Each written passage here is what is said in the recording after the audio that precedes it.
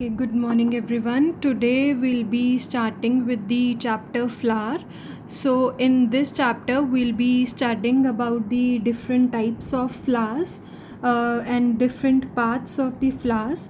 Now first of all, what is a flower? A flower is a specialized shoot in which the leaves are modified into the floral structures. Flower is attractive colorful part which develops from the floral buds, and it is a modified shoot and carries out the sexual reproduction because of the male and the female parts which are present, which help in the sexual reproduction. Now the different types of flowers are, there are 4 whorls present in a flower. Those 4 whorls are calyx, corolla, androecium and gynoecium. Now what is calyx? Calyx is also known as the first whorl of the flower or the outermost whorl of the flower. It consists of green sepals which are present. They are formed of tiny leaf-like structures which are known as the sepals, and it encloses the inner whorls. So when in the bud stage, these sepals they protect the flower during the bud stage. Now next we have the petals. What are petals? The also known as corolla, the second whorl of the flower. So these large brightly colored petals, they are collectively known as corolla. So it is the second whorl of the flower formed of the petals which are brightly colored. Now these brightly colored petals, they attract the insects for pollination.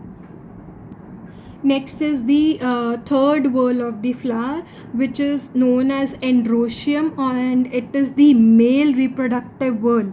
So the male reproductive whorl, it is also represented by this symbol, which is shown a circle with an arrow. So this is the third whorl, and composed of, it is formed of stamens, and these stamens collectively they are known as androecium. The stamen has 2 parts, the filament and the anther. The filament, it is a thread like structure which is present, and anther is bilobed. So I'll show you the structure. Now you will see here, this is the structure of an stamen. This long part, thin thread like structure which is present, this is the filament, and you have anthers present which are bilobed. So 2 lobes are present, so that is why it is known as bilobed. So this is one anther lobe, this is the second anther lobe. Now further, if we will see that each lobe which is present here, 2 lobes are present, 1 and 2. Each lobe which is present, it contains pollen sacs, 2 pollen sacs. So total of 4 pollen sacs are present inside the anther, and each lobe consists of 2. Then these pollen sacs which are present, they consist of the pollen grains, the yellow powdery substance which is present, which contains the male gametes. So these pollen grains, they produce the male gametes which are required for the fertilization. Now if you'll see this flower, you will see that the anthers which are present, these anthers which are present, these are bilobed, and you will see thin filament is also present here. These thin filaments are also present, which is a filament, and the upper part which is present, that is known as the anther, which is bilobed. See, let me show you the structure if it is visible clearly. This is the long filament which is present, and the upper part is the anther. I hope now it is clear. This is the filament which is present, and the upper part you will see bilobed anther is present in it. Now the last whorl which is present, which is known as the 4th whorl or the gynoecium, it is represented by this symbol because it is the female reproductive whorl. So a circle with a plus sign, it shows that it is a symbol for the female. Now this is the fourth innermost whorl, which is formed of pistil or carpels. So the carpel can be a single female unit or several fused carpels can be there. Collectively they are known as the gynoecium.